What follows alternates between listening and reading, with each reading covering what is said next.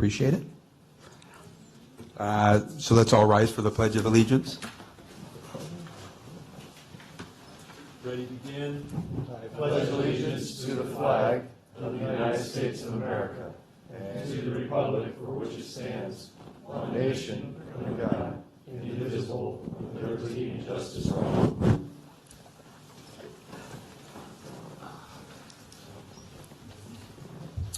And then we'll go through and we'll start with a roll call. We'll start with our right. Jay Mahill. Clay Dalton.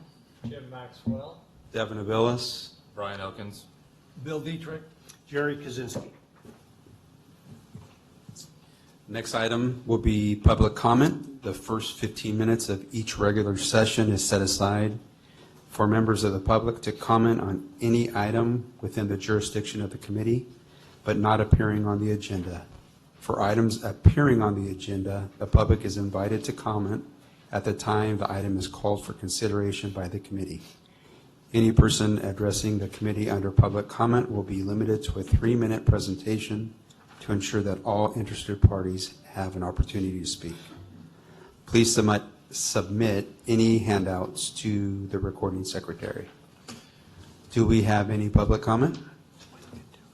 Seeing none, we will move on to item number 5, update on subbasins and calendar by Stephanie. Thank you, Mr. Chairman. Stephanie Agneson, Director of Water and Natural Resources for the County of Madera.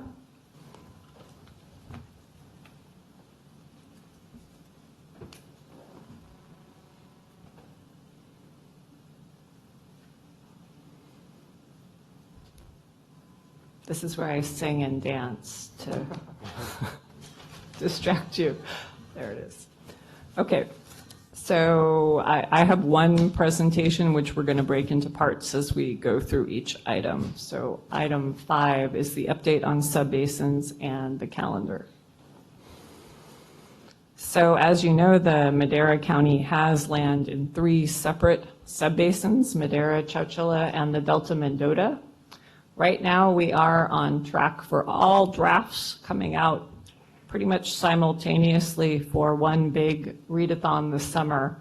They're all July 2019 as release dates, including the Delta Mendota, which for a while was tracking to be quite a bit earlier. So Chapter 1 for the Madera Joint GSP has been released.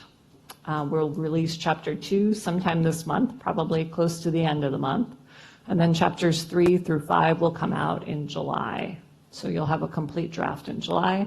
In Chowchilla, Chapter 1 is with the technical experts and the Chowchilla board and will be released shortly. And I think there's been a change. Chowchilla will release a chapter at a time now. For a while, it was going to be just the complete draft in July, and then Delta Mendota, complete draft in July. So in terms of public comments, we are accepting informal comments all along. If you'd like to email them to me, we're also setting up a sort of a generic email so we can take all your comments. But informal comments are welcome now. There is a required by law 90-day public comment period, and that begins when we have a complete draft. So most likely August 1st, August, September, October will be time to submit formal comments. And of course, you can always give comments at a public meeting as well. Next meeting dates for the Madera Subbasin, April 25th is going to be a workshop at the Frank Bergen Center from 3:30 to 6 o'clock. And then the GSA for all 3 subbasins, the Madera County GSA meets on May 7th. So those are our next meeting dates. And I would be glad to take any questions on this topic. Any from the committee? No. Seeing none, any public comment? Christina Beckstead, Madera County Farm Bureau. Do we know what the schedule looks like for the releases in Chowchilla, and when did that change? I don't have a schedule from Doug Welch from Chowchilla Water District, and I heard this news about a chapter at a time yesterday at the Chowchilla Water District GSA board meeting. Thank you. And since we are in the Board of Supervisors, we are going to ask that if you do have a question, you approach the podium. Thank you. Any other public comment? Seeing none, we'll move on to item number 6, allocation of existing stored groundwater discussion and recommendation. Greg Young and Stephanie. Pardon me, Mr. Abulis. The record should reflect that Mr. Herman is here, one of our committee members, and is now on the dais. And late, sorry. Could we go back to the presentation, please?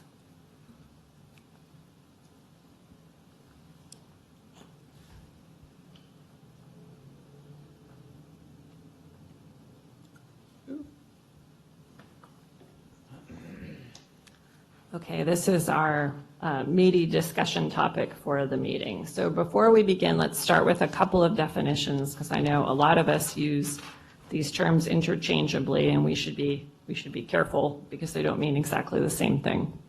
So for allocation, that's an amount of water annually provided to lands within the GSA on a per acre basis.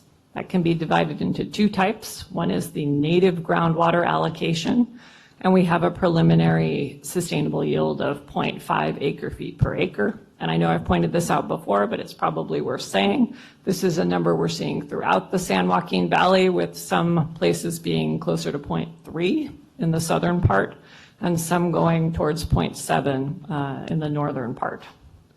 The second piece of an allocation is essentially existing stored groundwater, which is a nice way of saying mined groundwater. But we're going to call it existing stored groundwater for the time being. So that's a piece of the allocation as we transition from 2020 to 2040 that could be allocated. And that would result, or may result, in lowering the groundwater levels throughout the GSAs before reaching sustainability. So those are two pieces to the allocation: a native groundwater allocation and then an existing stored groundwater allocation. And then we have a credit. A credit is an amount in dollars or water that's granted by the GSA, received by an individual, that's above and beyond the allocation because of activities that this individual has conducted that benefit the GSA in some way, like bringing in water or building a basin or non-use. So we have two key allocation questions for today, and I'm going to go through this slide and then the next one, and we'll return to this one for your discussion as a committee.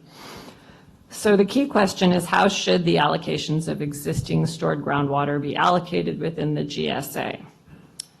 Would we allocate for all acres within the GSA, irrigated and non-irrigated, or a limit to irrigated only? Number two, should lands that receive an allocation receive the same initial allocation and follow the same ramp down pattern, or should the allocation and the ramp down pattern vary by crop type or recent history or some other factor? Or is there some other approach worth considering? So here's a couple of questions which I don't think that we'll spend time with today or have time with today, but will need to be answered at some point for the GSAs to function.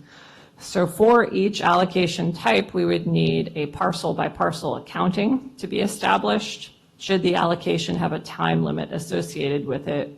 Would the allocation have to be used within the year it's allocated? Can the allocation be carried forward? I know a lot of you were at our water market game, and that came up quite a bit. People were very interested in carrying their allocations forward. Or can the allocation be used in advance, as Mr. Dietrich suggested at a past advisory committee meeting? Should an allocation decay or sunset over time? There's typically a loss factor with this sort of thing.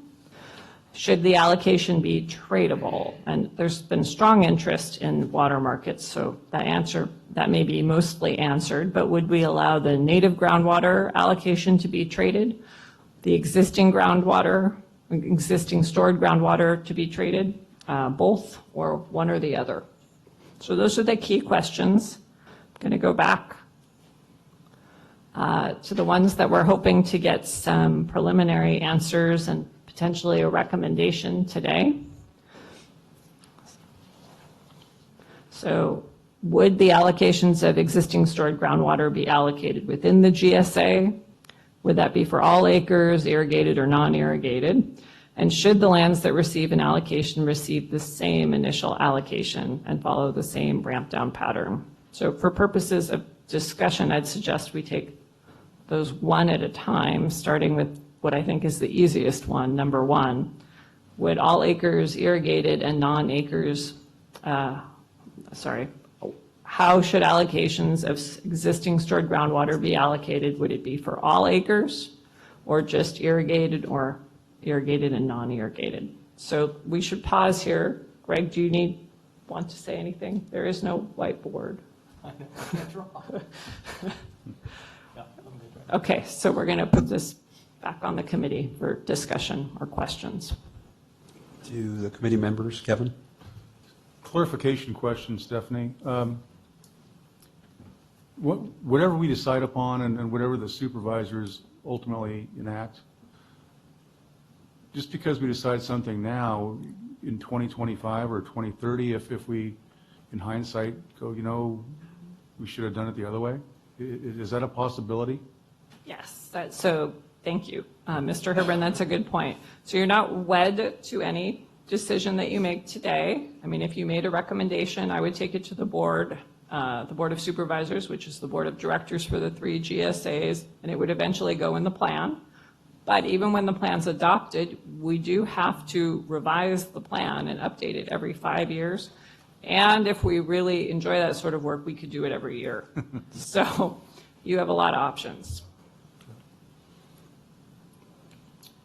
Yeah, I'd like to clarify that it should go to all the acres, because if you're not irrigating today, you may trade that groundwater in some format, with a credit. So if you don't have an allocation of a groundwater, what are you going to be able to get a credit for? I'm going to try and answer that here real quick. If we go back a slide, sorry for, there we go. Go back one. Who's got this? She's got control. Maybe forward one. Where am I? Yeah, this definition. Sorry, the definitions. I think it's important to note that we're asking a question about the second part here. I think the previous recommendation of this advisory committee was that the native groundwater allocation is throughout for every acre. So everybody's within the GSA has the half an acre foot allocation. And now we're talking about the next chunk, which is essentially water we're going to pump as we transition to that lower limit. It's going to go from something, and maybe it's like initially a couple more feet, down to 0 over 20 years. How is that to be allocated? Is that to be allocated across all acres, similar to the native, or should it be defined to irrigated or irrigable or some other definition as we've defined? And some of the other, a little bit of background I think on that that's important also is in the water budget materials and in the GSA materials we've talked about before, there's roughly 85,000 acres of irrigated land. That includes a component that's called idle. So sometimes it might not be growing, but it was growing in some recent period, as opposed to lands that are considered kind of the undeveloped or the grazing lands they're often referred to.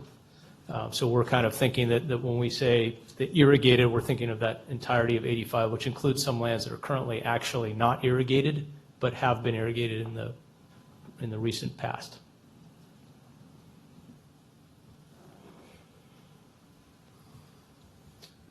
You can make a pretty compelling argument that it needs to be all acres for a whole bunch of different reasons. First of all, if just because someone's not irrigating today, I think you're going to be trampling on personal property rights by telling them that, well, you can't plant almond trees next year. So we avoid that conflict by giving everybody the same allocation.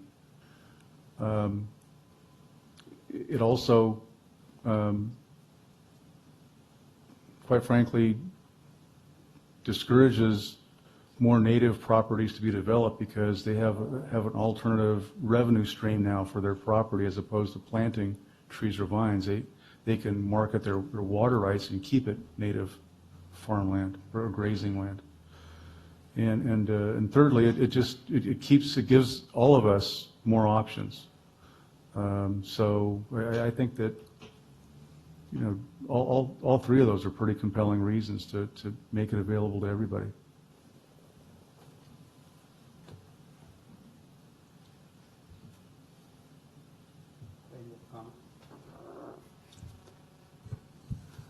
Not too well formulated. It seems like if we allocate a half foot to all lands, both irrigated now and not open, and then there's further development on into the future, and people use more and more of it in the periphery, then the whole uptake of groundwater would have to be recalculated.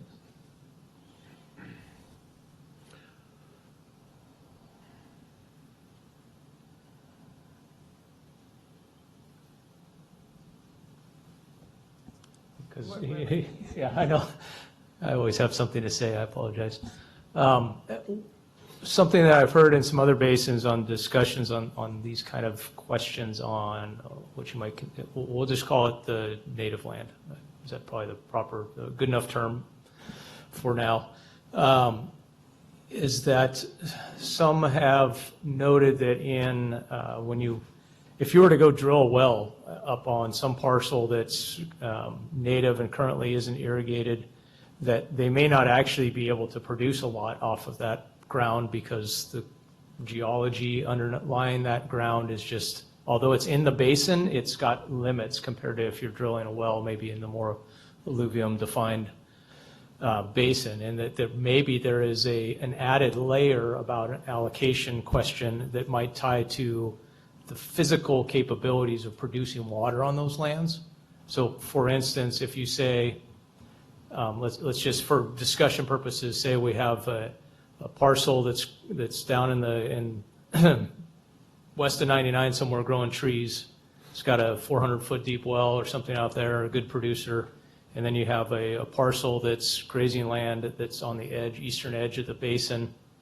And they both have their half an acre foot. If you also both give them a couple more acre feet initially, and then that's going to ramp down, that the actuality of physical capability of producing 2.5 acre feet per acre in the eastern area doesn't exist because the grounds just can't produce that kind of water. So there is a consideration, and I'm not trying to define whether that's right or wrong, but that's something that could be looked at also about whether or not an allocation is necessarily beyond the 0.5. We already kind of said the 0.5, but when you start talking about the water that we are going to continue to extract until we get to sustainability, is there a scientific layer about the capability of the ground to actually produce some volume? So that's something else to just consider. Greg, when we were looking back at previous meetings at the 2.4, 2.43 roughly across the basin, that was taken into account all crops and doing basically an average across that. Is that correct? The original water budget work that was done, when you looked at the 85,000 acres of irrigated land, that it had on average consumption, and if you apply applied water value, that's going to be around 2.5 maybe, somewhere on that magnitude on average for those irrigated lands only. So that's a mix of different crop types that did not average in all of the non-irrigated lands into that calculation. That's just taking the applied water, dividing by those acreages to kind of get to that. So to Clay's point then, if we're talking about roughly 2.43 across the basin, then if you bring in an allocation evenly across all acres, then there would be an adjustment to that 2.43, roughly. I believe there would be, because there's only, let's see how we would say this. So essentially, you would end up, if you gave everybody 2.43, or let's use round numbers. I mean, we're not that accurate anyway on any of I that. think the number is 2.23. So before you round it to 2.5, I would go to 2.25. And I appreciate that point. The 2.23 number that we had before was a consumptive use average. And I know, and you and I have had some of these discussions and others also about trying to wrap our head around what's being consumed versus what's getting pumped out of the ground and applied. So maybe we'll think about 2.5 as an applied water number, of which some subset of that actually gets consumed and another portion is going to percolate back down into the ground. Does that work for conversation? Yes, as applied water. Right. If you were to take that 2.5 and multiply by all 180,000 acres in the GSA, that's a lot more water than if you took the 2.5 times 85,000 acres, right? And now when we're looking at it, there's a native yield that's available that we're carving off, and we're saying there's 90,000 acre feet roughly available as native groundwater to distribute, and that's where our 0.5 comes from to every land. And the allocations, if you start to make a full allocation that's 2 more feet on top of that to every acre, then that's a lot of water that we will now start to transition. Now, probably it wouldn't all be pumped because that's more water than is currently being used, but does that suddenly, by doing that, create opportunities for a spike, an increase in actual pumped water that we haven't seen? So there's the potential problem for that. So I think that to answer your question, maybe I haven't run through the math, is we probably would see a lowering of that number. So in order to stay within something that's reasonable, instead of giving, again, this is just hypothetical example, an extra, you get a half an acre foot as irrigated land, you get a half an acre foot as open native land, and then if you're irrigated, you get another 2, so you ended up with 2.5. We might have to shrink that number down if we're going to spread it across all 180,000 acres. I think that would probably be what the number would probably have to come out, something like that.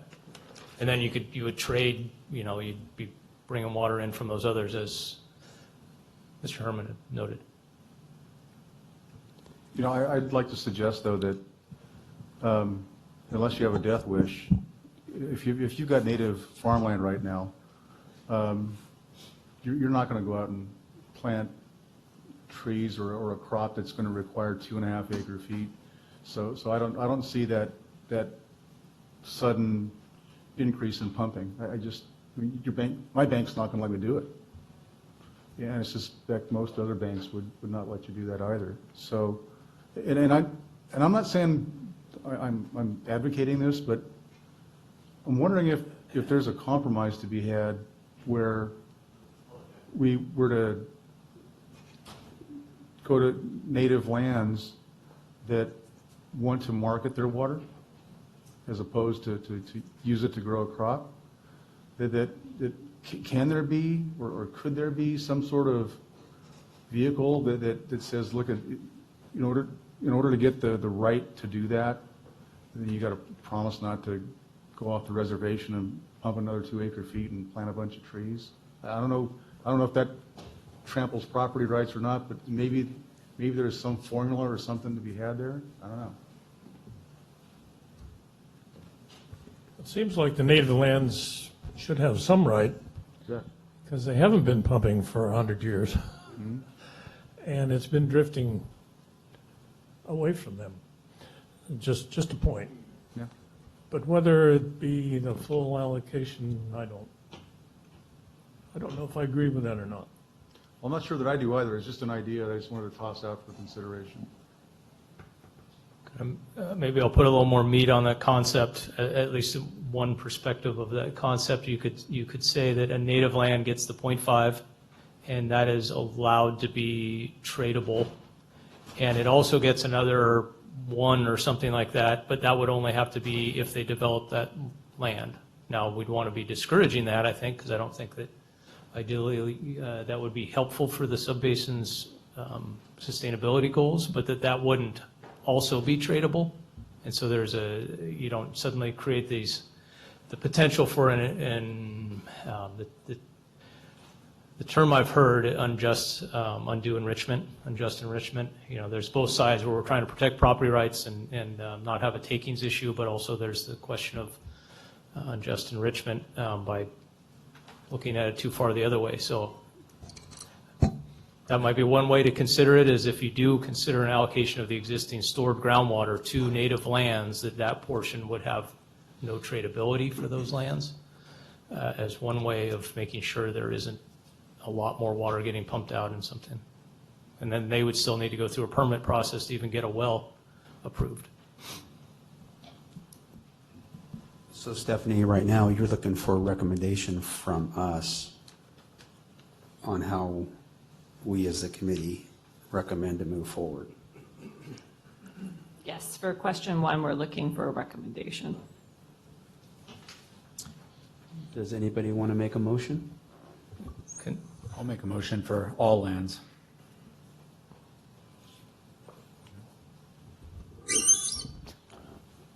I'll second that. Okay, before we proceed on that, we'll ask for some public comment. Could you clarify the motion?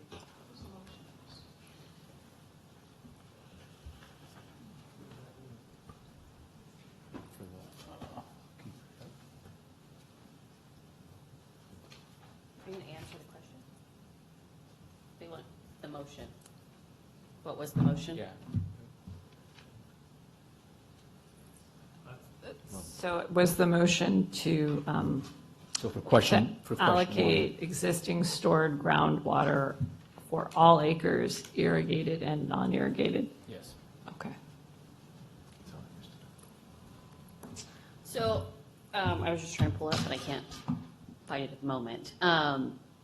Just a thought, and this is looking at from that larger perspective. So I've been engaged with some of the other basins, not just in Madera County, but in other ones. And I think some of what Greg was alluding to is a concept that has been thrown around down south for potential opportunity for all, but maybe not necessarily an even disbursement across all lands. And it's a tiered approach. So what is happening in the eastern Thule area is that they're looking at the irrigated lands boundaries as they stand right now. So all of you are enrolled or should be enrolled in the Irrigated Lands Coalition. There is a boundary that's in place, and there's a tier 1 and a tier 2 within that. So your tier 1 is the ones that are actually actively participating, and then tier 2, and I haven't gotten into depth with it in a little while, but tier 2 are those lands that maybe were at one point participating, but as you all know, you have the option to pull land out of the coalition if you have followed that land, but can still bring it back in. And to provide a little more, what's the word I'm looking for? To try to avoid some of the litigious state that we will be in at some point, because there is a concern with water rights, in that if, based on that correlative rights spectrum, if you were using X amount of water for a beneficial use, and then all of a sudden things change and now you can only use Y amount of water, and there's a difference between that amount, there's probably going to be some litigation over that. But if you provided an opt-in and opt-out, similar kind of to what Eastern Thule, and this is just an idea, what Eastern Thule is doing, that you can opt in and then there's an algorithm in place that adjusts what that looks like. So if you're looking at the irrigated lands boundary, you know, the number might be, instead of 2, it might be 3, because you're not accounting for everyone else because they're not currently enrolled. But if they chose to be enrolled, then they could opt in, and then that would change the formula and adjust things accordingly. So you're not taking anything away from anyone. But it was just an idea and a concept that I have seen and a few people have been throwing around in other areas that I think maybe this committee should consider. That's what I've got, but just an idea and something to think through as litigation is threatened as we move forward in all of this, so. Thank you. Any other public comment?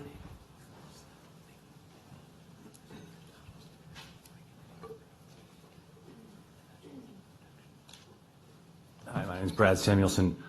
My suggestion is if you do give a allocation to the native grant land, that you have to be diligent in forming the credit exchange market, because without that, there would be a water shortage for sure for all of the current irrigated lands. Thank you. Any other public comment? Seeing none, then we have the motion. It's seconded. So now we'll do the roll. If there's no further comments from the committee, we can have a roll call vote. I think I do have a comment. I'm sorry, go ahead. I'm here to represent homeowners.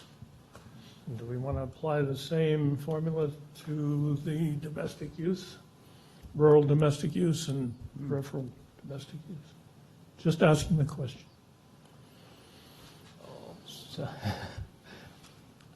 First off, there's the de minimis, there's a de minimis use threshold of 2 acre-feet, right? And as far as what the statutory language says that if you are using less than 2 acre-feet for a domestic purpose, you are not regulated by SGMA, essentially. It's basically that way. So No matter the size of the parcel? again, the key words being 2 acre-feet and domestic use. So there's some judgment there, right? If you're using water to produce something on a 5 acre ranchette and you're growing a crop that you're marketing in some way, that's not considered domestic use by letter of law and the state water board's recognition of beneficial use. That is a irrigated crop use, not a domestic use. Well, I'm more concerned about not inviting more people into the valley, but that the people who moved here for a reason don't leave for the reason of losing their water. Right, which is part of the reason for the de minimis use threshold, I believe, is to essentially protect rural domestic housing from needing to be constrained by some sort of allocation or reduction, because it gives you 2 acre-feet to be able to live, have domestic use. And that, generally that contemplates some yards and, gardens and things like that, just not trying to operate an active agricultural plot. And is that all calculated into the resulting half-foot? Yes, at this point in time, all of that is.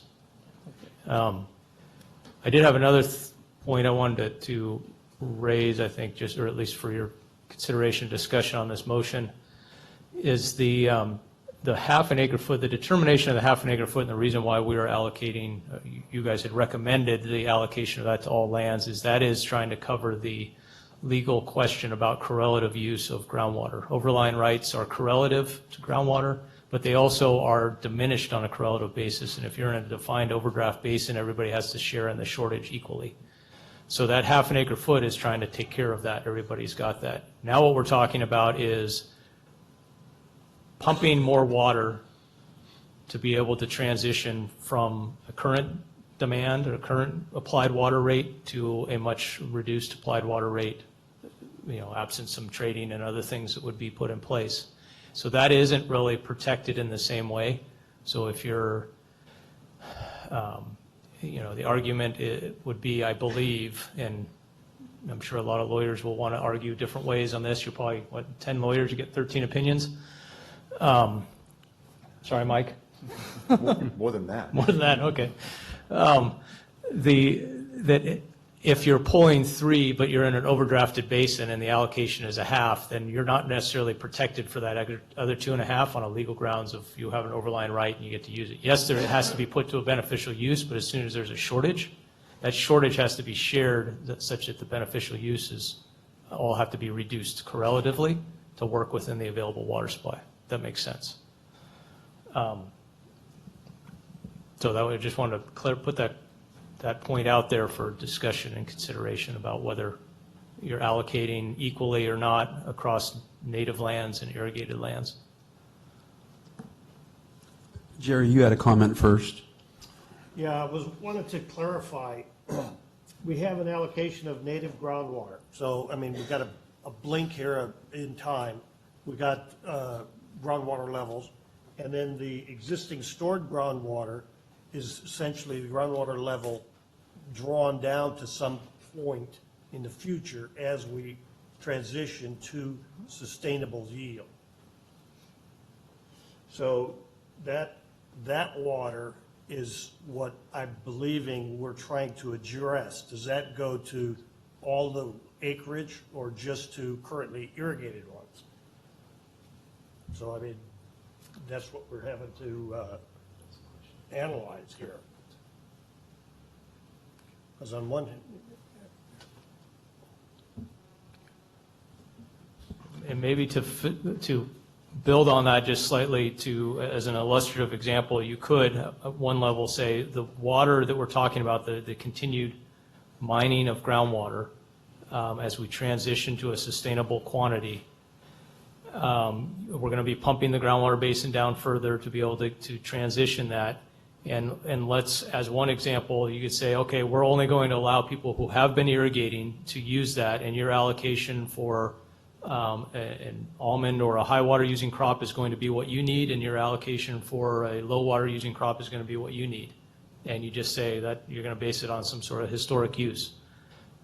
Or the other way is you start saying, okay, everybody gets something, and whether that's within, as was suggested about working within the irrigated lands program, or whether it's all the acres in the entirety of the GSA, is what we're looking for a recommendation from you guys about.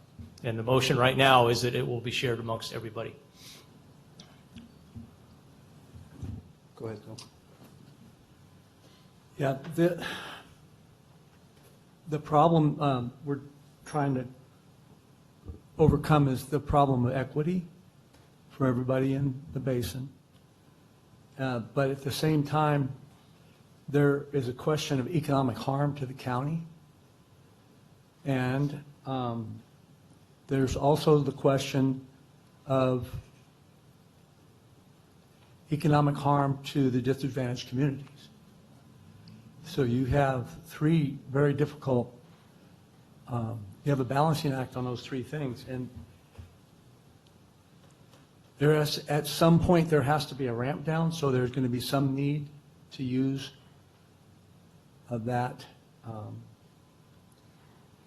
extra water, not extra water, but we're going to be mining water to mitigate economic harm on the ramp down. But at the same time, that it's going to be lowering the water table. And the diminished users, the users that are domestic users, are going to have to deal with having to potentially lower their wells, if that's an option, drop their pumps to stay in the water. So that's a problem too. So I don't know that, unfortunately, I cannot formulate a motion. I just don't know that having it evenly distributed over all the acres in the basin is the answer. I believe it's going to leave more losers than winners. I don't like that option, but I don't have a better one. We're faced with making a decision where there are no good answers. There are no acceptable solutions. We have to pick the least worst of the choices. I have a hard time with having it evenly distributed over every acre, foothill, grazing, all of it. So that's my comment. I sent copies of a study that was done in 1938 to Stephanie, noting that groundwater was going down precipitously, unprecedentedly, and that something needed to be done. I sent another copy of a letter of an MID committee to Stephanie. I happen to have been on that committee. It was 1969. It said essentially the same thing. Groundwater was going down. Something had to be done. in all those years, everyone has had to deepen wells, replace wells. That's a history of it. That's part of the cost of water. There's nothing new there, nothing new whatsoever. And this bill eventually will hopefully mitigate that, stop it. Just a comment, it's not new. Devin?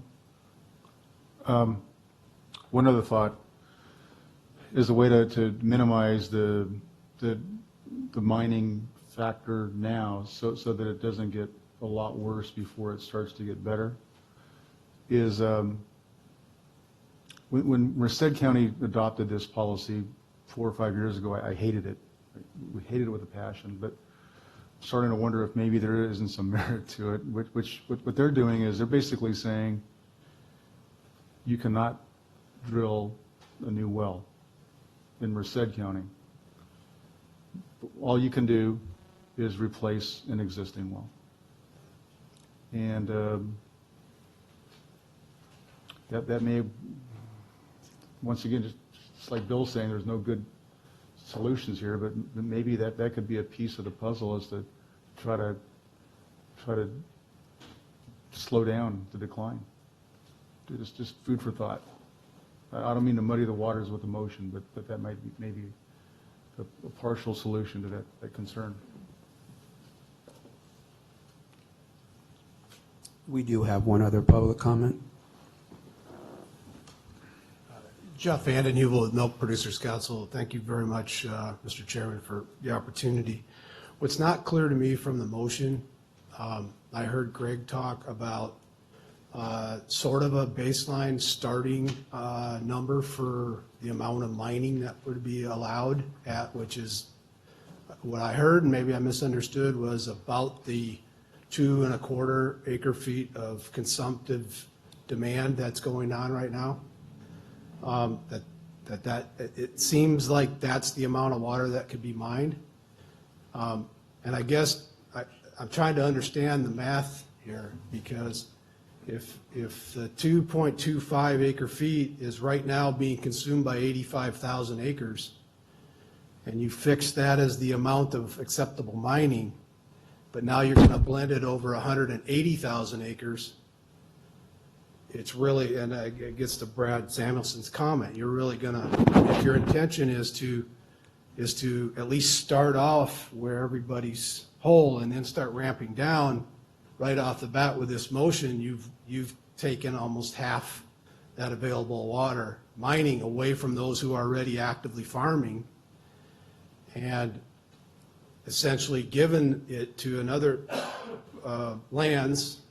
It's certainly reasonable to say that all lands are entitled to their share of the native, but essentially we're talking here about, kind of the mining piece of it.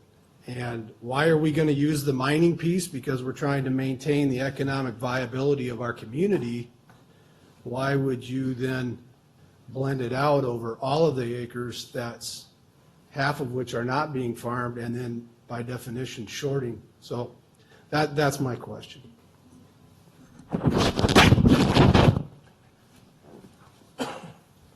Yes, ma'am.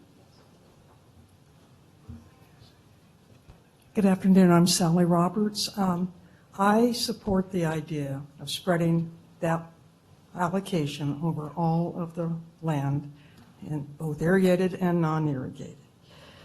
It seems to me if you limit it to only irrigated land, what's left of our groundwater is going to those who have already used up most of that groundwater. I understand some of the issues. I understand there's going to be economic hardship. I think basically there is simply not enough water for all of legitimate uses for the water. But we might as well come to terms with that. And to say that we have land that is not being irrigated now, and basically you cannot irrigate it, I think that takes away property rights, for one thing. Certainly to say I can't put a well on that land takes away property rights. I just think that it's not fair. It's just simply not fair to say that because these people have not, in fact, extracted lots of groundwater, that now they're penalized for the non-extraction of that by limiting their options. That's how I feel. Thank you. Good point. Yeah, I'd like to clarify something. When I said economic harm, I wasn't talking about my economic harm. I'm talking about economic harm to the county coffers of Madera County. You know, at 2.25 acre feet, I would like to revisit the question about the math. Can we go over the math one more time? So, Mr. Chairman, may I make a suggestion? Greg and I would like to do the math offline, so there's no pressure that would affect how we're dividing, since this is extremely important. Write a report and come back to the committee on this issue next month, if that is amenable. And just to add, to do that, Mr. Mahill would have to withdraw his motion, if he's certainly willing to do so. Or table till the next meeting? It can be done that way as well, or it could just be withdrawn right now, and then a whole new consideration can happen with the report given by Mrs. Magnuson and Mr. Young. I move to table until the next meeting. Fine. Yeah, that's fine. Okay with You know, I was kind of under the assumption that this was not set in stone, like you were saying earlier. You know, this is, you know, a starting point, and we can change later again. Well, this is a question, not a statement. What we're talking about is, we've identified that half an acre foot is where we all eventually need to be. Yes.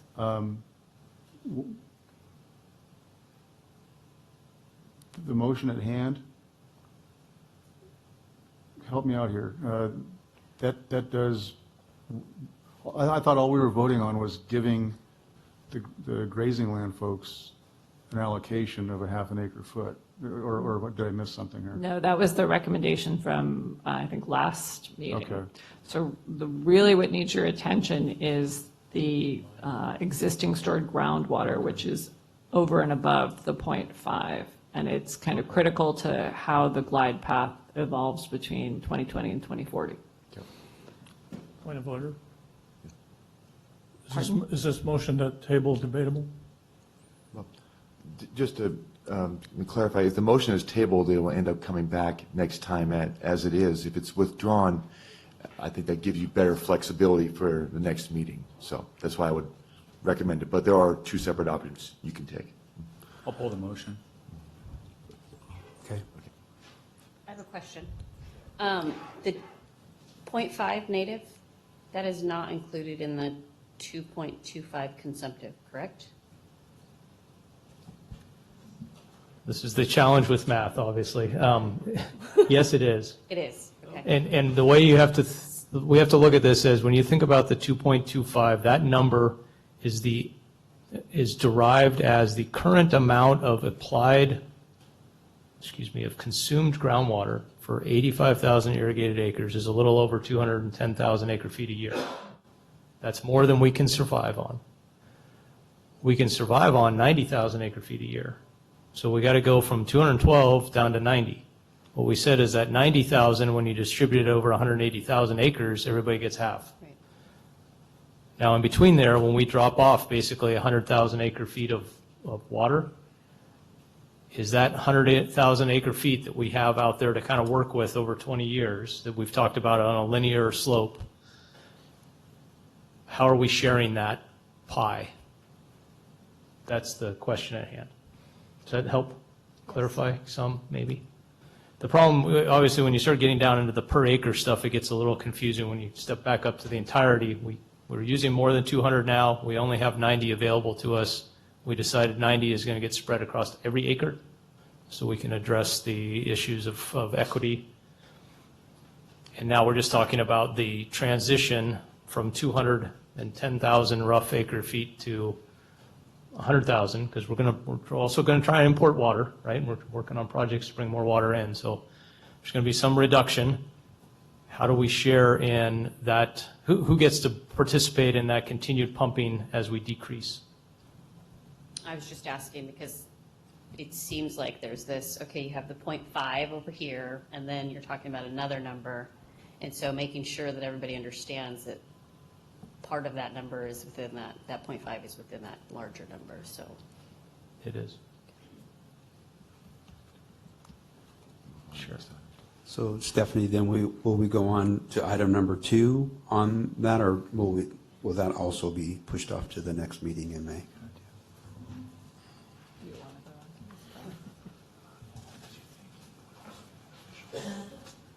I think some discussion on item number 2 would be helpful for the report.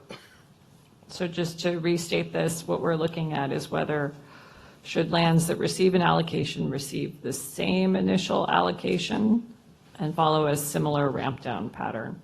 Oh. Yep, number 2 there. Or would you vary the allocation crop by crop or based on recent history? I think we looked at, in Ventura County, they were using allocations based on recent history, and that didn't work out quite how they wanted things. So just, we could use some discussion on this topic, and then we'll come back and write a report. Any comments from the committee? Yeah, what about pumping fees to generate money for projects and to, at the same time, limit the amount of pumping? There's going to be an economic deterrent to pumping if the fees are high enough. Is there any way that can be used?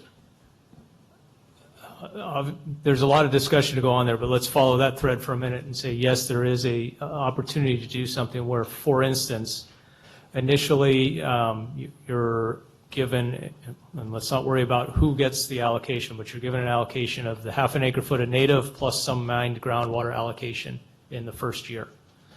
You pay minimally for maybe both, and then you start marching down on that mined groundwater portion needs to start shrinking, right? And the way you try and possibly incentivize that is through a fee structure that starts changing and says if you're now, your allocation 5 years from now might be that half an acre foot of native plus an acre and a half of stored groundwater instead of 2. If you pump more than that, there may be a very large fee to take that next chunk if you ended up still pumping 2. And you could use things like that to create that financial incentive. Does that make sense? Mm-hmm. So those are possibilities. There's other possibilities also, but just following on your suggested thread, those things are concepts that we're going to need to look to as to accountability and how to try and implement the reductions. But to piggyback on that, it's an allocation plus some sort of pump fee, right? It's both, not one or the other. Right. Yeah. Right. It would be combined, yeah. Kevin? My thoughts are regarding question number 2 is that there's so many variables here that we got to be careful, and I think we need to simplify this, at least now. We could always modify it in 2025, but because if you just start telling everybody just cut 2% of what you did last year next year, it's just going to be chaos. Half the people don't have flow meters. They don't even know what they put on.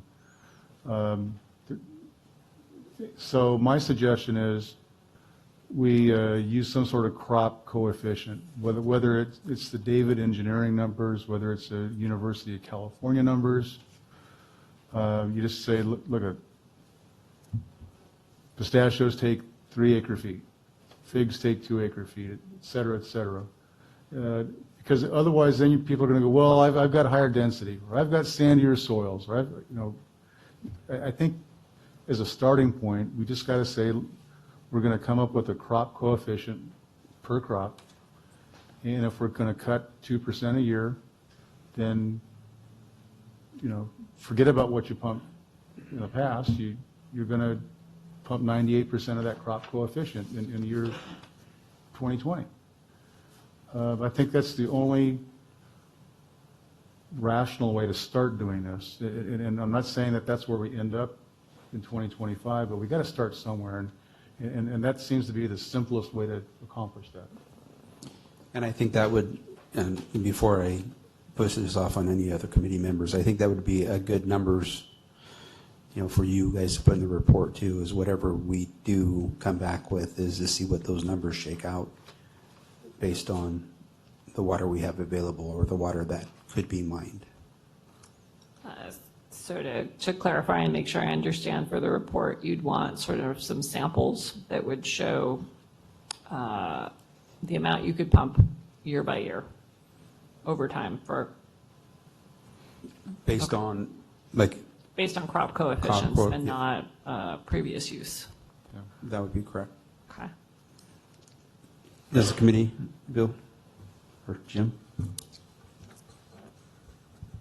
So to understand this, let's go back to the example. If I've got almonds and I think I'm using, let's just say 3.5 acre feet for conversation's sake, and in the interest of preserving water, I take those out and put in olives that use maybe 1.5 acres. Am I going to immediately have a big chunk of my water taken away because I went to a crop that has a much lower coefficient? So am I disincented from doing that? I think that's a good question, and I actually had the inverse. If you were growing, or if you had idle land and you were ready to now go plant it, have you already pre-established that you have zero suddenly available additional allocation? So that's part of the challenge and why we're asking this question of how you guys want to look at this, of historic or of crop type, which, some of that tends to argue for it should be irrespective of crop type, and everybody just kind of, it's more of a question of whether you have irrigated land or not irrigated land, and you just, if you're, as one example, one option, you irrigated land, you got this amount, and I don't care what you're growing this year, what you're growing some future years, this is what you get to work with. And you may be able to trade around if you need more or less, because those exact issues start to come up that ultimately you're not going to have the water to grow the almonds, right? Without combining some other resources maybe. And you may be making those crop choices at points in time, but if you made it earlier and did you immediately lose some allocation opportunity? And that's what you're presenting. And I think the inverse could be there also, and it's something to consider as to how you guys want to address those questions. We can set up some options in something we report back that say, if you took this option and you limit it by crop coefficient, here are some issues to raise, and here might be what you'd look at if you were this crop or you made this crop change or something. Yeah, I think in our case, we're already looking at alternative crops that use less water in response to this whole thing. But if we were to pass it based on that, that would derail, I think, our interest and efforts in pursuing water-conserving crops. So, Jim, is the way to address your concern, what if we, whether it's 19 or 20, I'm not sure what year the baseline would be, but if you have almonds in that baseline year and the crop coefficient is 3.0, that's, and you're going to go down 2% a year, that's your crop coefficient. So that would incentivize you to go to lower water usage crops because you could have more water per tree in theory. And also, it would be a benefit to the county because if we're going to retire 3 acre foot consumptive use land compared to 2 acre foot consumptive use lands, it'll have more of a minimal impact on the county because we'd have to retire fewer acres to get to where we need to be. Right. I would also want to make sure that if we went in and took out this theoretical almond orchard, that somebody didn't say, well, okay, you have nothing growing there, your crop coefficient is 0, therefore you have now no allocation. We'd like to at least have the opportunity, if we took out half the orchard, to apply that saved water to the other half to continue on for a while. And that's something that we could set in place for at least 2020 through 2025 and then revisit it at that point in time? You'd like to set in place using the same number for all crops? Is that what you're? Well, I'm just saying, if, using the hypothetical almond orchard, if he did pull those trees out and we're using the coefficient of, based on 3, then that would stay with that land for the period of 2020 through 2025. Then we may have an adjustment after that fact. I mean, I think we can be considerably more flexible than that. The 5 year is when we have to do an update for the Department of Water Resources. But we could be more flexible I think than we that. can as a GSA, as 3 GSAs. Because I think the most important thing is what we're, at least from my point of view, is whatever we're doing is to do it as low as possible and as slow as possible, to give people a chance to make alternative decisions. Is there anybody else in the committee that has any comments on this? Seeing none. Jeff, public comment? Thank you, Mr. Chairman. Jeff Vandenhue, Little Milk Producers.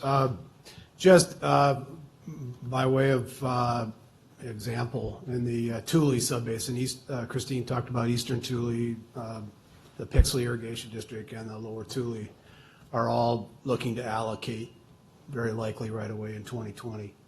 They're calling this mined water. They're calling it transition water. And then they've established they're working on establishing a fee structure for how much transition water you use.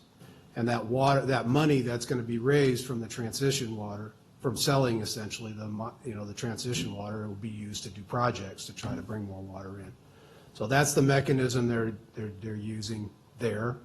And so it accomplishes 2 things. It creates it properly aligns the incentives, because there is a cost now to pump, and it generates revenue to try to get more supply in.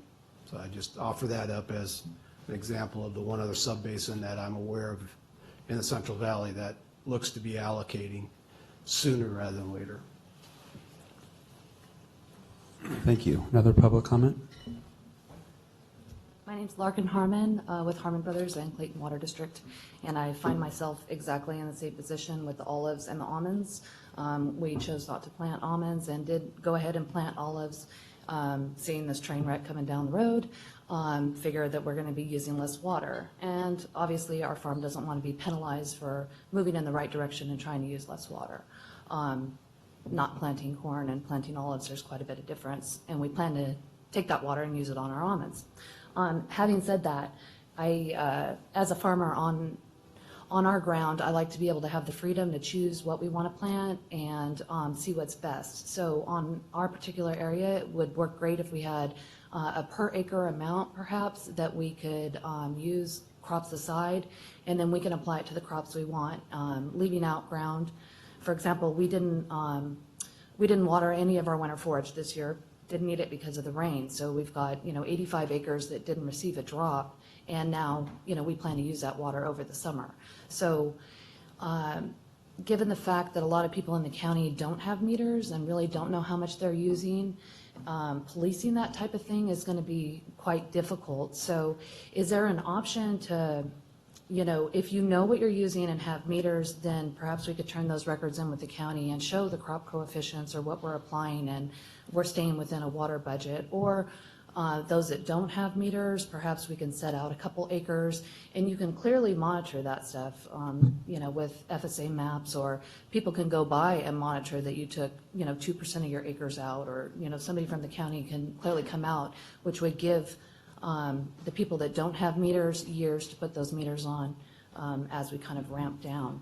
So I'm looking for a water budget on a per acre basis where I could manage our farm how I see fit for the ground that we have. I think that that would work best in our case. So just throwing out there. Thank you. Thank you. Do we have any more public comment?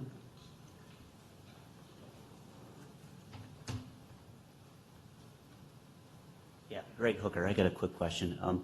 It may be a definition of irrigated lands. Is that on a parcel basis, an APN basis, or is that actually cropland? You know, a 40-acre field, you have roads around the side. How do you propose to allocate that land? And in my situation, I have a dairy, there's maybe 150 acres that is a dairy site. Does it receive the same allocation as a cropland? And how is that accounted for? Is there any special accounting for the people with livestock?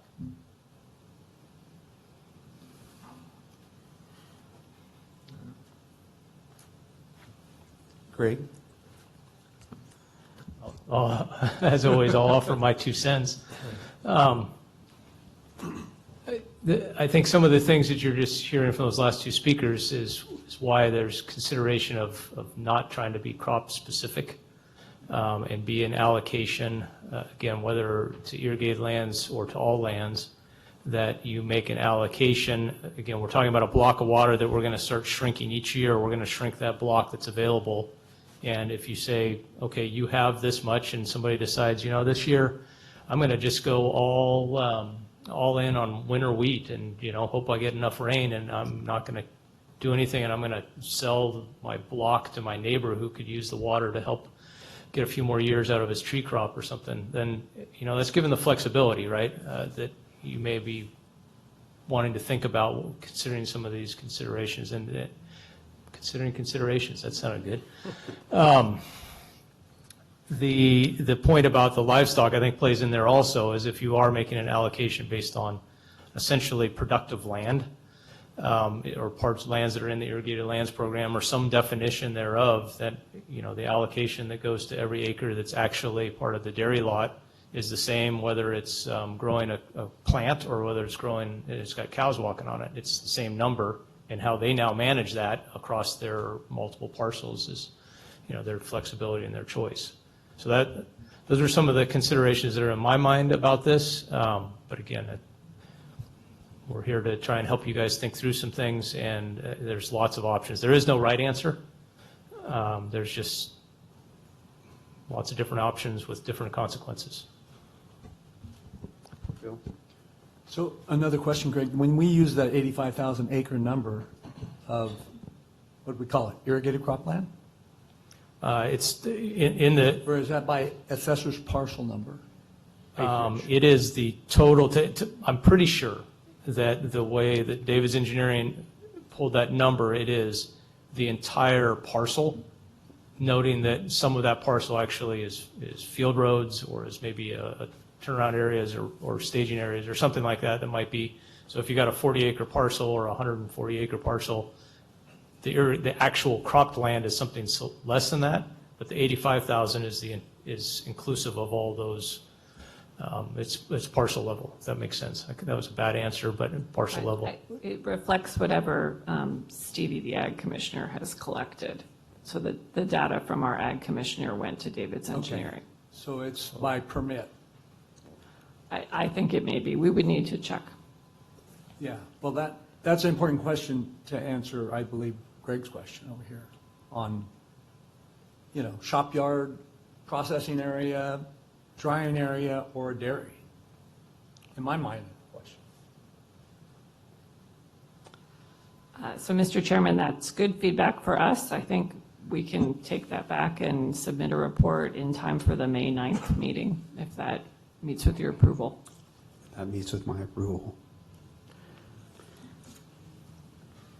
So does that take care of item number 6? Yes. So moving on to item number 7, project crediting discussion and recommendation. Greg and Stephanie? Okay, well, you'll recall last time we met, we brainstormed activities that might result in a credit And that included installing pipelines or building basins or bringing in water. And our recommendation is that we're very careful around this topic, which means we would like to make sure that we are giving credits around the notion of bringing in water, which is what is going to help the GSA and the subbasin, not just infrastructure. And in fact, it would be possible to have lots of infrastructure and no new water. So the recommendation from staff was that credits were given for activities that make us able to introduce new water into the subbasin. And we're also recommending that an outside entity, could be a university. In the case of the Pajaro Groundwater Management Agency, they use UC Santa Cruz, which evaluates projects for their recharge potential and makes recommendations. And in fact, will allocate a credit based on that. So we're suggesting that an outside entity evaluate applications for credits and establish a quantity of water to be credited, or water or money, I suppose. So that concludes my presentation. I would be glad to take your questions. Greg and I can take questions, or you can have a discussion. Committee, any questions? Want action right now? No. Question. When you talk about introducing new water,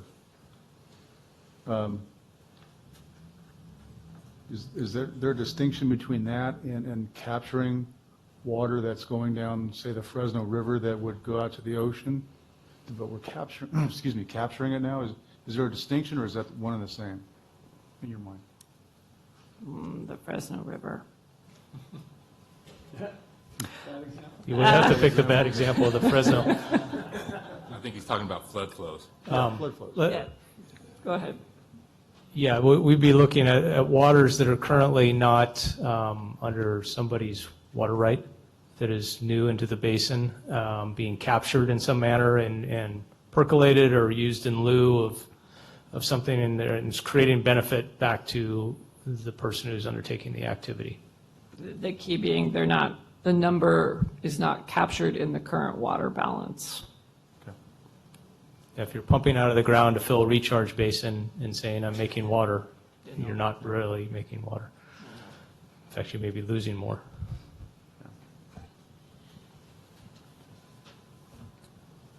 Bill, you have anything?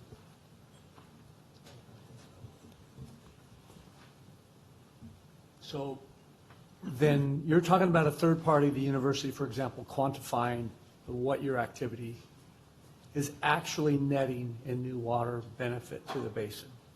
That's correct. It could be a nonprofit. It's an external entity, not the county, that would make the calculation and do it consistently. And earlier in the discussion, we talked about a parcel by parcel accounting. So are we assuming that the Madera County GSA is going to do a parcel by parcel accounting on water? Yes, I don't see a way around that. And I don't know that that necessarily is a service that I personally will be doing. It sounds like a professional services contract with an engineering firm to me, but someone will be doing that.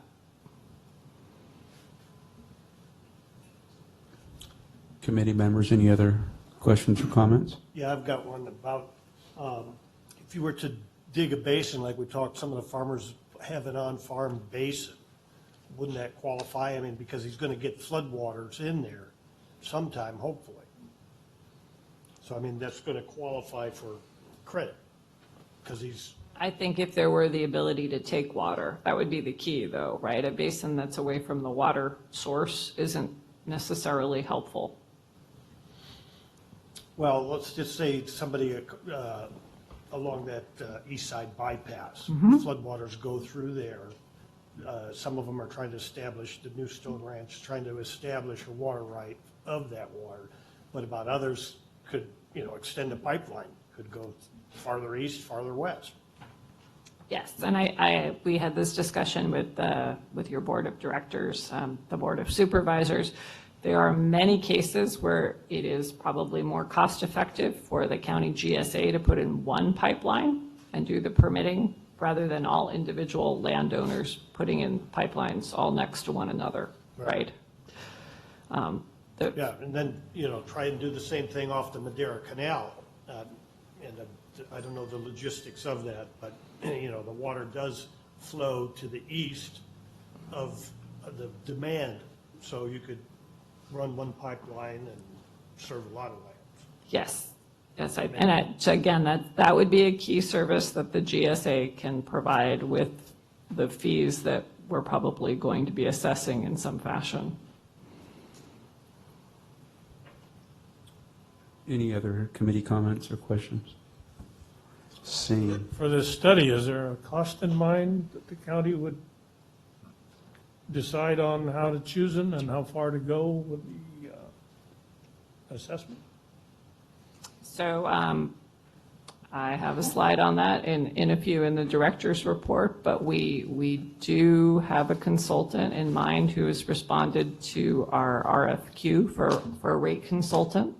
So we'll have a contract with them, and they will bring a proposal to the board that will have different ways of assessing fees as a regulatory fee that's exempt under Prop 26. So that would be kind of administration and planning services for big infrastructure projects that would need to go through a 218 proceeding. So that was probably 2020. Are you also asking about the third-party Yes. quantification? Sorry. Yeah. It's sort of like, have you put it out for bid, or is it just one entity? We would put it out for bid, yes. I think it's possible we may be able to establish something with one of the ag schools where this is something that a service that they can provide, and I think they could provide it for other GSAs as well. Do you have any round numbers in mind? I do not have a round number. I would think that there's probably some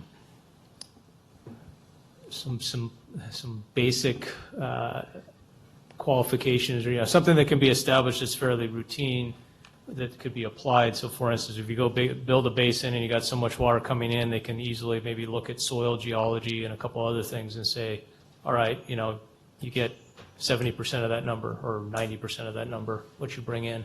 And those would be the kind of things that you'd be looking to get defined and then kind of approved by a objective third party.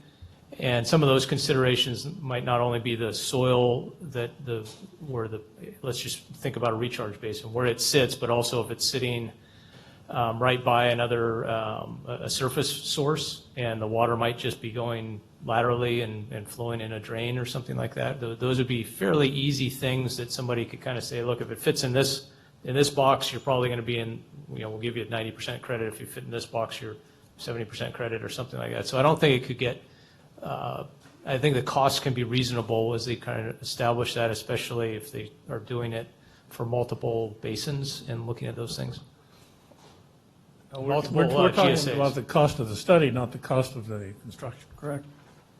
Correct. The cost, well, and when you say study, I would think that the way I would see this playing out is, let's say you are proposing to do a recharge basin. And you bring that to the GSA and you say, hey, I have this 40-acre recharge basin. I'm planning to bring this water into it. And that gets submitted to this third party, and the third party looks at it and goes, okay, based on what you have, you're going to get credit for some chunk of what you're putting in. So when you do have water going in, there's a predefined amount that then is going to be managed and allocated to your parcel as a credit to you based on that.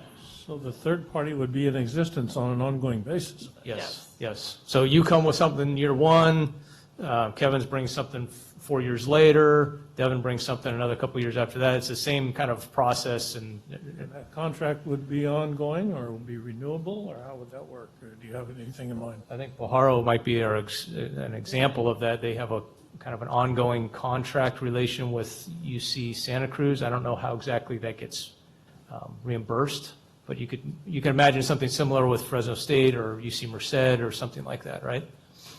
Or a nonprofit or somebody that could do that kind of service that is just. This would be paid for, do you have any idea of pumping charges or meter charges or parcel charges? Do you have anything Well, Recommended? so the regulatory fee that we're doing a study on now, that can pay for administration and planning. So this may be able to come from that. Seems like it might be within that. Yes, I believe he could come within that general rule. Yeah. Will they be assessed? So that we're going to hire a consultant to do a rate study on a regulatory fee.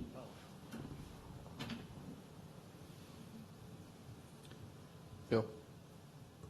Yeah, I'm not sure I understood the question, but it seems to me that if I put a basin in and I connect to Madera's infrastructure and take flood flows through Madera Irrigation District, I would be responsible for documenting the quantitative amount of water that I put in the ground to get credit for.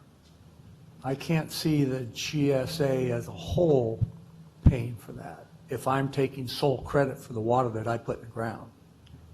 So they're not Did I paying for the misunderstand the project? I'm not sure. So all we're talking about is an outside party that's objective evaluating potential recharge projects for credit. And they're evaluating the project and they're making a recommendation in terms of the acre feet. And that could then be reconciled to whatever's on your flow meter for how much water went in. Maybe I'll add to that. I think what you're suggesting, and that's a fair option, is that if you have a project, you have, as part of your approval of that project within the GSA, you're paying a fee to get it assessed and get a credit established. And there's whatever the number is that is part of you have construction fees, and you also have kind of this certification fee that's going to define how much you get.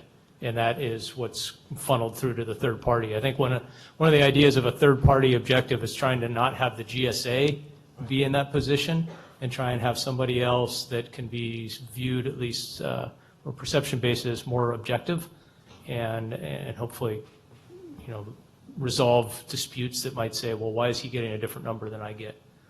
And they could have a basis for that. So I think it probably would be by each application might pay. Jim?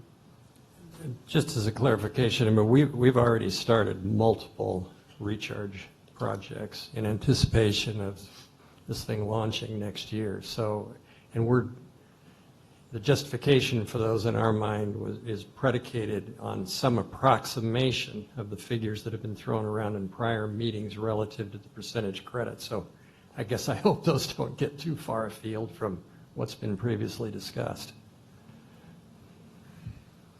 I would think they'd probably be pretty reasonable. I mean, what we've talked about before, there's these discussions of a leave behind and a 10% number and some of that stuff. I think those are all fairly reasonable, but again, it is a little bit site specific. If you're building you dig down 10 feet on your recharge basin and it's sitting on top of a clay layer and you're not punching through that, and the clay layer extends out to a couple of channels, you may not get 90% of that. You might have a different number. Or you're building a basin that has no source of supply. Or you're building a basin that's got no water source to it. You're not going to get credit for anything. So You need new water. So to clarify, it's only new water that you're bringing into the basin, not the infrastructure that you put in place. It's only related to the water that you bring in. For example, the basin. You're not going to get a credit for building that basin, but the water that you bring in, that's new water, and you get credit for that. Yes, that's the staff recommendation. Okay. Anybody else? Any other comments? Would that qualify, like to the northeast of town, we got a lot of little rivulets, seasonal creeks, build any kind of retention basins on them? Is that part of it, or is that part of existing concept of how much water we have in the system? So that water's been accounted for. And there's a lot that we can do as a flood agency to put water in the right places. But if the water's already being counted, it's not going to help us in terms of sigma. it's basically in that native groundwater number to the entirety of the basin, consider those sorts of things. I think just another added point of how the allocation and credit kind of work together. Let's say you have a groundwater allocation, you're native, and maybe you even have an existing groundwater allocation, existing stored groundwater allocation for a particular year, but you go and buy some outside of the basin water through some transfer market or something, and you bring water in, and it's conveyed in through MID's infrastructure, and you've worked with them to be able to get it. And you use that to irrigate with, that surface water. Well, now you didn't use your allocation, your groundwater allocation, so those potentially move forward, right, and carry over as a credit into the next year. And that was, if you recall, that those two slides did have a discussion about allocations becoming credits, and that's where some of that starts to manifest. So it isn't just I build a recharge basin and get it in, but if I'm using an alternative surface source from outside the basin instead of groundwater, you are now creating a credit out of your annual allocation, and that we're going to look at how that carries forward, right? Any other comments from the committee? Bill? Yeah, I think in lieu of recharge is probably easier to document than groundwater recharge, because in lieu of recharge is pretty obvious. Would still need to have a quantitative measurement of exactly what benefit you're getting from in lieu. But as far as basin and ground, putting surface water in the ground for recharge, there's also a question about the hydrology of underneath. You touched on it, but I mean, if a guy has a basin 5 miles away where he's putting floodwater in off of the bypass or off the river, is that water going to be available up on, Avenue 18? Those are questions that have to be answered by the engineering. Well, I think that gets at having an outside entity do the evaluation, because obviously having the recharge basin that's adjacent to the waterway just kind of results in a circle, right? We take the water off, we recharge it, and it has lateral flow back into the stream.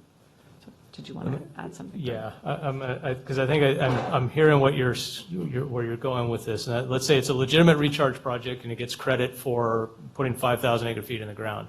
5 miles away, can you pull that 5,000 acre feet out?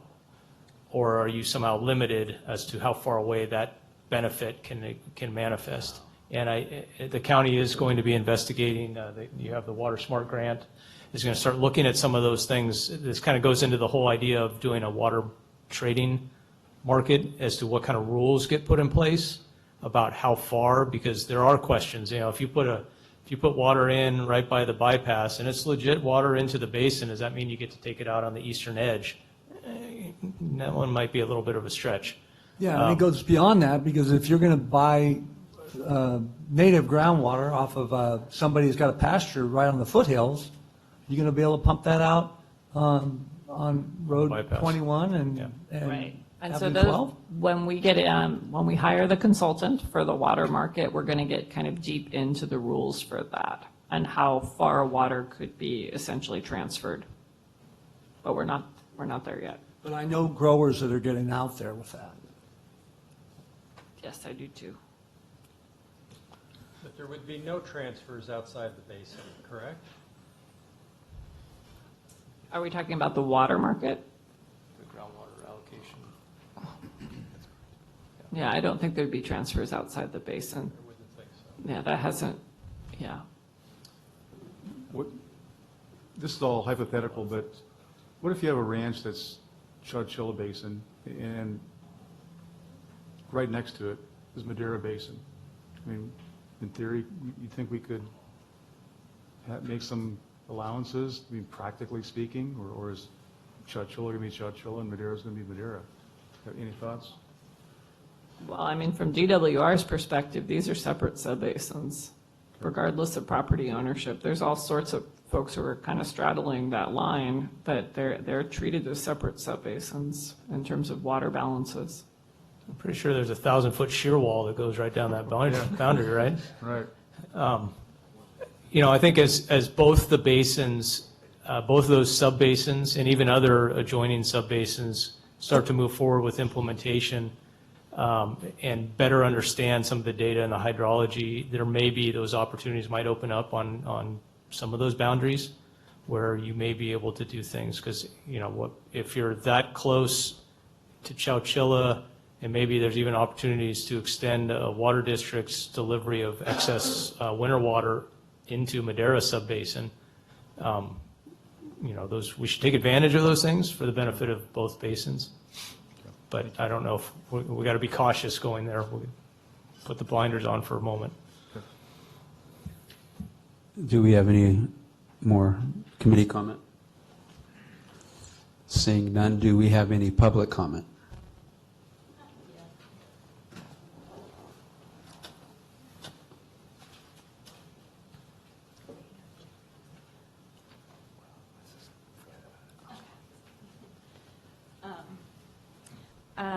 I am Amanda Monaco with Leadership Council. I was just looking at the concept of the fact that only bringing new water could be given credits. And while our organization is pretty skeptical of the concept of trading and feel like this could lead into that, because we think that if certain folks have a lot more water they can use, that could lead to hot spots of pumping that could potentially have environmental or impacts on domestic wells particularly. But if we're thinking about this in with the idea of what kind of activities we want to incentivize, I do think that there should be room for incentivizing things that aren't just bringing new surface water in, that are also using the existing water that we have in a better way. So whether that's creating recharge ponds or just using, at least if for folks who are complying with their allocation and going above and beyond and doing recharge and maybe helping out a neighboring community, or making sure that some water gets funneled into an area that can be used for habitat. I think that those are good things, and could also be incentivized. So that's all I wanted to say. I know they might be harder to quantify, but I do think that we know we have a problem of using too much water, and if we can minimize that and have some further co-benefits, in addition to making sure that the economy is thriving, still making sure that also we have enough water for environmental uses and domestic use. I think those activities should also be incentivized with credits. Thank you. Brad? I think some of you were there, but I thought it was interesting at the Water Market Symposium at Fresno State a couple months ago. The gentleman, CEO of WaterFind, has the software database to conduct water trading. He said that in Australia and in Colorado, when their water market started, it was very, very local, and inevitably over a couple decades, it turned into basin-wide, inevitably predicting that in the San Joaquin Basin, there will be one water market eventually. Thank you. So then you'd have to transfer water. So Stephanie, you don't need any more from us on that? So if the committee is interested in making a recommendation, the committee could make a recommendation, or we can return to this item.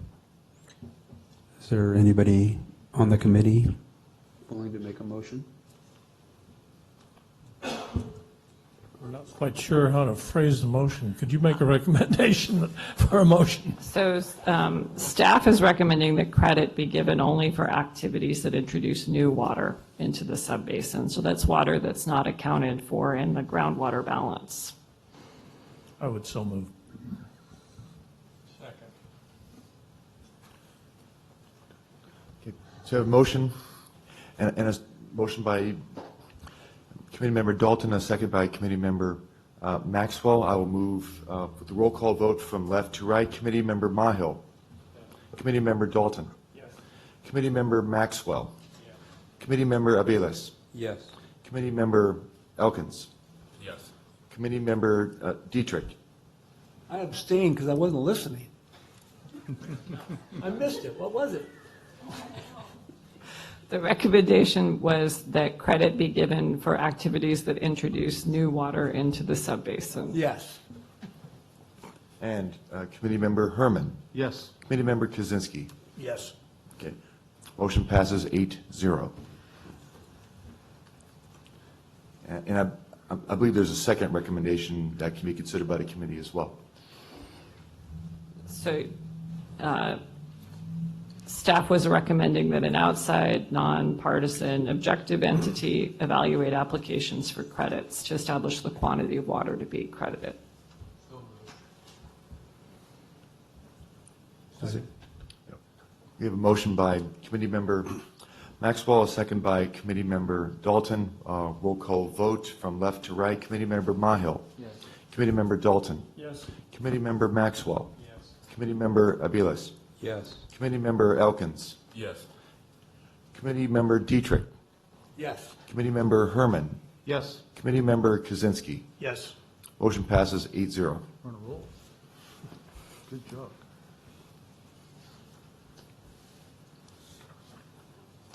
So that should wrap up 7. Moving on to item number 8, Director's Report. Stephanie? I have a short report. So I wanted to tell you about the American Water Works Association conference. They have a sustainable water management conference that I've attended for a couple of years in a row. This year it was in Tucson, hosted by Tucson Water. Tucson Water has about 750,000 customers, and we all know where Tucson is. It's very hot. It's very dry. That's a photo from the plane. What you'll notice, this is the flight from Tucson to Phoenix on the way back, is that they have quite a bit of ag there, even though it is pretty much a desert. So I wanted to tell you a little bit about that story. I took a field trip to the Southern Avra Valley Storage and Recovery Project to take a look at what they're doing there.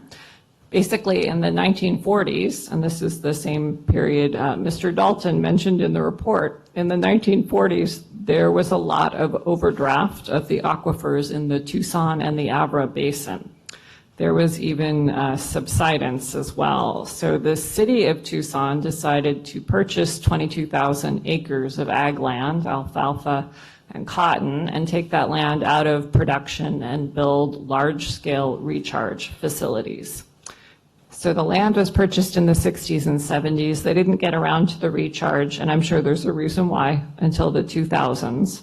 So they've pretty much been doing recharge and recovery for 20 years. And the depth to water in the Southern Avra Valley was originally 400 feet. It's now 150 to 200. So here's some photos that just show the water coming into the basin. They were able to release some of it so we could see. This is a 40-acre basin. So you can see it pretty much goes as far as you can see. On the left, the water's starting to come into the basin. It's Colorado River water through the Central Arizona Project. The city of Tucson has approximately 150,000 acre feet per year that they are devoting to recharge there. I also wanted to touch on what I learned about maintenance of recharge facilities. We met with the operator, and she ran us through everything she does. There were basically 3 main processes, probably all of which you know about, but there is, and I just want to point out, if you look really closely in the slide, you can kind of see these weird mud cracks. Colorado River water is not known for being the cleanest, although it looks pretty clear. But you will get an algal mat that develops over the top, basically blocking all recharge. Also, the water's fairly silty. So basically, in order to keep recharging, they have to rake once a year, the whole facility. They rip every 3 years, and then they turn over like the top 3 to 5 feet every 5 years. So it isn't sort of a set it and forget it. It's facilities that require a great deal of maintenance. They also monitor the rate of infiltration with wells using a SCADA system So the operator can tell exactly how much water is going in and when things are slowing and when maintenance is needed.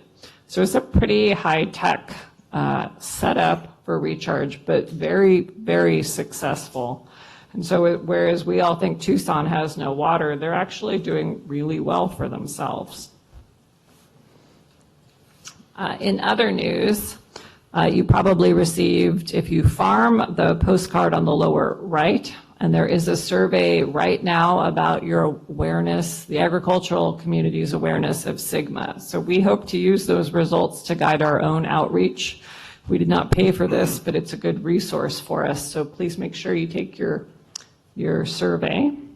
We had 3 RFQs I mentioned last time, groundwater monitoring wells. We hope to award the contract next board meeting. We have a water market strategy and pilot, and our selection process is underway right now. And then we have a rate consultant and hope to award the contract on May 7th. So those are our department activities there. And then I wanted to follow up. If you took our tour about a month ago, you saw Ellis Basin. And I talked a little bit, and Dario Dominguez, the engineer in charge of flood control, talked about some of the difficulties getting water. But we do have a memorandum of understanding with Madera Irrigation District where we can pump from their canal, and that's on the left. And you can see the pipeline going down into the canal. And this is sort of funny, but maybe not. It has to be visited every day because things happen. So you can see something orange that's on the end of the pipeline, which is a spicy Cheetos bag, which had to be removed. So don't litter. And then in the middle, you can see the pump that we've rented, and that's bringing water from the canal over to a pipeline, which is connected to Ellis Basin, which is filling on the right. So pretty successful. We will have a number of acre feet at the end of the month. We can kind of do some cost benefit analysis in terms of what it costs to get the water in there with the rented pump. But I just wanted to leave you on a high note with some large-scale successful recharge activities and some local success here. I'd be glad to take your questions. I have a question, Stephanie. I used to have a ranch in an Imperial Irrigation District that pulled off the Colorado, and the water quality was terrible. I'm just wondering what the Tucson folks, are they monitoring water quality, and if it's impacting their aquifer, and secondarily, as a follow-up, should we ultimately be doing that here as well? It's a good point. And so everything I've heard about the Colorado River water was disparaging of the water quality, right? They don't have an issue. And other than it's somewhat silty and sometimes they get algae, but they're essentially recharging that water and then they're pumping out to use as potable supply back in Tucson. So they do not have serious water quality issues from that supply. And yes, groundwater quality is critical, and it will be part of what we're doing with SGMA and with other regulations as well. I'd like to add about Averill Valley. That became a big political football because they essentially bought up all that farmland, and that farmland was vacant for a number of years. So you got to keep that in context, that ag land was retired, and that is why water levels rose in addition to completion of that Central Arizona Project Canal. That's a good point. Do committee members have any comments or questions for Stephanie? Seeing none, is there? Stephanie earlier mentioned a conference. Yes. So I would like to put a plug in for the Association of California Water Agencies Conference. It's coming up the first week in May. There's going to be a lot of programs on groundwater sustainability at that conference, and there is going to be a program on water quality and CV salts that we should all be interested in, because that's coming to visit all of us soon. And there are some pilot county projects going on now, but there's some discussion that we are going to have water quality management zones, somewhat similar to GSAs, to manage water quality.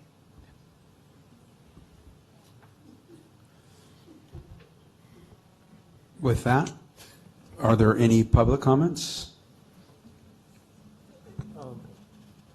Seeing none, then we'll come back to the committee. Any last committee member comments? Yeah, regarding those two, well, the study and the letter I spoke of earlier, in order not to challenge the Brown Act, I'm asking, could I ask you to send them to every committee member? Yes, I can make that available to the committee and the public. If we're talking about the 1938 letter from the Bureau of Reclamation that describes overdraft. Right. It's like a preliminary feasibility study. Think of it as the University of California participated in the study. And then Okay, well, let's touch base to make sure we're talking about the same thing. I sent a little package to you, yeah. Okay. Any other committee? Resend it. Any other comments from the committee? Stephanie, with the Aqua Conference, is that something that you could post on the website? Bill? 'Cause- Sure, I can, and I would like to just make a political plug. The county would love to join Aqua, but the rate for the county to join Aqua is like $15,000 a year. So if Aqua would like to make a smaller GSA, has no budget rate, that would be really amenable. That would be great. We do have a GSA rate. I'll talk to you after the meeting. Okay, so, and Mr. Dietrich and I are working on this, but yes, Aqua's not free. We would love to join, and the conference, there's a member and a non-member rate. Correct. I can add that to the website, though. Please. And then that's it. So from there, we'll be adjourned. Thank you. That worked on there. Bill. It sounds like you got a good lay of the land. Yeah, that's good. Yeah, My property was near an island, Oh, yeah. yeah, sorry. I and had to check. got a forsaken Yeah. country. Well, I worked for a water well driller I here. got a response. That was Shelby. Oh, really? First guy. Oh, yeah. He had family that I had to wait till we were was off all over. camera. In fact, he worked out. So wait for some public comment. Oh, really? Wow. Yeah, my water quality sucked. It was really salty. And that was partly why I got to stop farming down there. Was my fig